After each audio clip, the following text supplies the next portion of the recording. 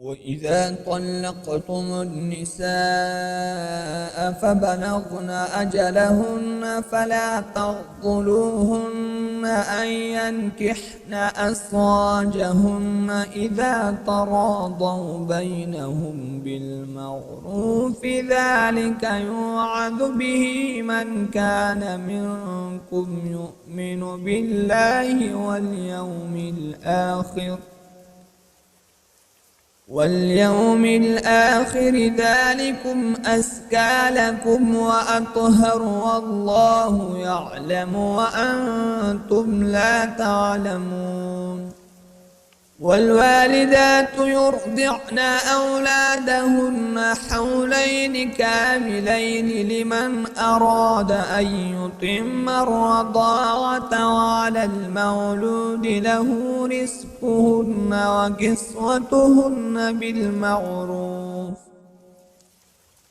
لا تكلف نفس إلا وسعها، لا تضار والدة بولدها ولا مولود له بولده، وعلى الوارث مثل ذلك، فإن أراد فصالا عن تراض منهما وتشاور فلا جناح عليهما. وإن أردتم أن تسترضعوا أولادكم فلا جناح عليكم إذا سلمتم ما آتيتم بالمعروف، واتقوا الله واعلموا أن الله بما تعملون بصير.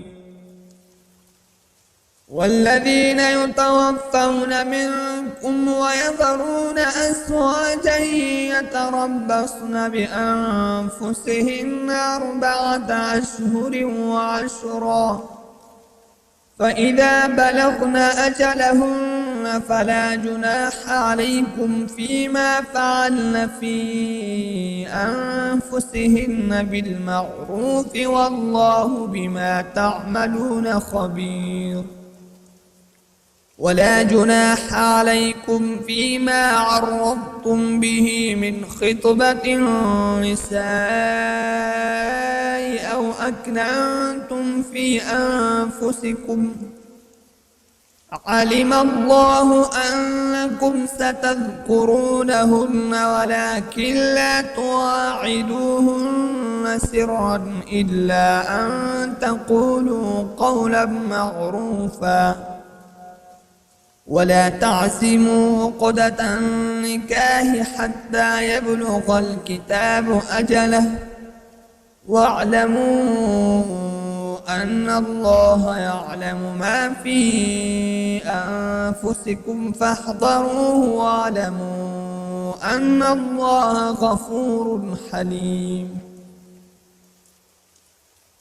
لا جناح عليكم إن طلقتم النساء ما لم تمسوهن أو تفرضوا لهن فريضة، ومتعوهن على الموسع قدره وعلى المقتر قدره متاعا بالمعروف حقا على المحسنين. وإن طلقتموهن من قبل أن تمسوهن وقد فرضتم لهن فريضة، فنصف ما فرضتم إلا أن يعفون أو يعفو الذي بيده عقدة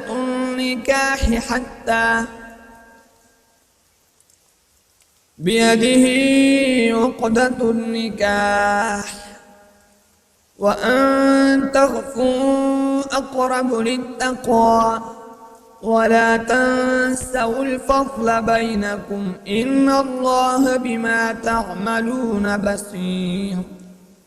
حافظوا على الصلوات والصلاة الوسطى وقوموا لله قانتين. فإن خفتم فرجالا أو ركبانا فإذا أمنتم فاذكروا الله كما علمكم ما لم تكونوا تعلمون. والذين يتوفون منكم ويذرون أزواجا وصية لأزواجهم متاعا إلى الحول غير إخراج، فإن خرجن فلا جناح عليكم فيما فعلن في أنفسهن من معروف والله عزيز حكيم. وللمطلقات متاع بالمعروف حقا على المتقين، كذلك يبين الله لكم آياته لعلكم تعقلون. ألم تر إلى الذين خرجوا من ديارهم وهم ألوف حذر الموت فقال لهم الله موتوا ثم أحياهم، إن الله لذو فضل على الناس ولكن أكثر الناس لا يشكرون. وقاتلوا في سبيل الله واعلموا أن الله سميع عليم. من ذا الذي يقرض الله قرضا حسنا فيضاعفه له أضعافا كثيرا، والله يقبض ويبسط وإليه ترجعون. ألم تر إلى الملأ من بني إسرائيل من بعد موسى إذ قالوا لنبي له ابعث لنا ملكا نقاتل في سبيل الله، قال هل عسيتم إن كتب عليكم القتال ألا تقاتلوا؟ قالوا وما لنا ألا نقاتل في سبيل الله وقد أخرجنا من ديارنا وأبنائنا.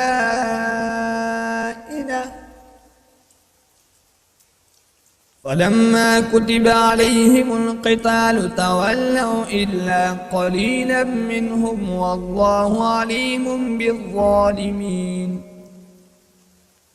وقال لهم نبيهم إن الله قد بعث لكم طالوت ملكا، قالوا أنى يكون له الملك علينا ونحن أحق بالملك منه ولم يؤت سعة من المال، قال إن الله اصطفاه عليكم وزاده بسطة في العلم والجسم والله يؤتي ملكه من يشاء والله واسع عليم.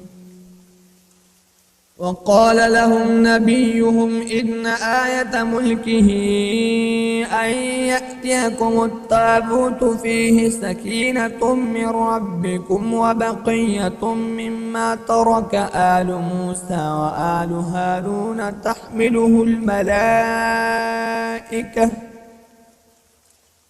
إن في ذلك لآية لكم إن كنتم مؤمنين. فلما فصل طالوت بالجنود قال إن الله مبتليكم بنهر فمن شرب منه فليس مني ومن لم يطعمه فإنه مني إلا من اعترف غرفة بيده، فشربوا منه إلا قليلا منهم. فلما جاوزه هو والذين آمنوا معه قالوا لا طاقة لنا اليوم بجالوت وجنوده. قال الذين يظنون أنهم ملاقو الله كم من فئة قليلة غلبت فئة كثيرة بإذن الله والله مع الصابرين. ولما برزوا لجالوت وجنوده قالوا ربنا أفرغ علينا صبرا وثبت أقدامنا وانصرنا على القوم الكافرين. فهزموهم بإذن الله وقتل داود جالوت وآتاه الله الملك والحكمة وعلمه مما يشاء ولولا دفع الله الناس بعضهم ببعض لفسدت الأرض ولكن الله ذو فضل على العالمين. تلك آيات الله نتلوها عليك بالحق وإنك لمن المرسلين.